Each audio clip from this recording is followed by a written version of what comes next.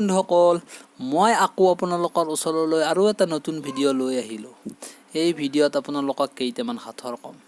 যদি আপোনালোকে পাৰে তেতিয়াহ'লে শুদ্ধ উত্তৰ কমেণ্ট কৰি জনাব। আজিৰ প্ৰথম সাঁথৰটো হৈছে এনেকুৱা কি আছে আপোনাৰ যিটো টোপনি গ'লে তললৈ নামি যায় আৰু টোপনিৰ পৰা উঠিলে শিও উঠি যায়। বন্ধুসকল যদি আপুনি ইয়াৰ উত্তৰটো জানে তেতিয়াহ'লে কমেণ্ট কৰি জনাব। এই সাঁথৰটোৰ শুদ্ধ উত্তৰটো হৈছে চকুৰ পিৰিত। 2 নং সাঁথৰটো হৈছে এনেকুৱা কি হাত আছে যিখন হাতত এডালো হাড় নাই। বন্ধুসকল ইয়াৰ উত্তৰটো যদি আপুনি জানে তেতিয়াহ'লে কমেণ্ট কৰি জনাব। ইয়াৰ শুদ্ধ উত্তৰটো হৈছে যোৰহাট। 3 নম্বৰ সাঁথৰটো হৈছে ঐ পৰি থাকোঁ অজগৰ হৈ গছকি দিলে লগাও হৈ চৈ।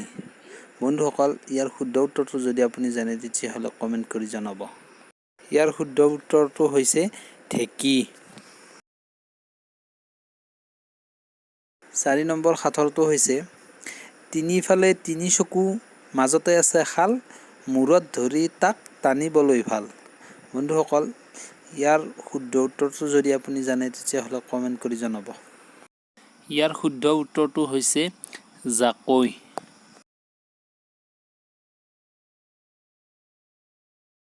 5 নম্বৰ সাঁথৰটো হৈছে তিনিটা আখৰেৰে এখন দেশৰ নাম তাৰে মাজৰ আখৰটো কাটি দিলে হয় খোৱা বস্তুৰ নাম। বন্ধুসকল ইয়াৰ শুদ্ধ উত্তৰটো যদি আপুনি জানে তেতিয়াহ'লে কমেণ্ট কৰি জনাব। ইয়াৰ শুদ্ধ উত্তৰটো হৈছে ভাৰত। ভাৰত শব্দটোৰ যদি মাজৰ ৰটো কাটি দিয়া হয় তেতিয়া হ'ব খোৱা বস্তুৰ নাম ভাত। 6 নম্বৰ সাঁথৰটো হৈছে 3 আখৰ সকলোৱে পঢ়ে প্ৰথম আখৰটো কাটি দিলে গৰম অনুভৱ কৰে। বন্ধুসকল ইয়াৰ শুদ্ধ উত্তৰটো যদি আপুনি জানে তেতিয়াহ'লে কমেণ্ট কৰি জনাব।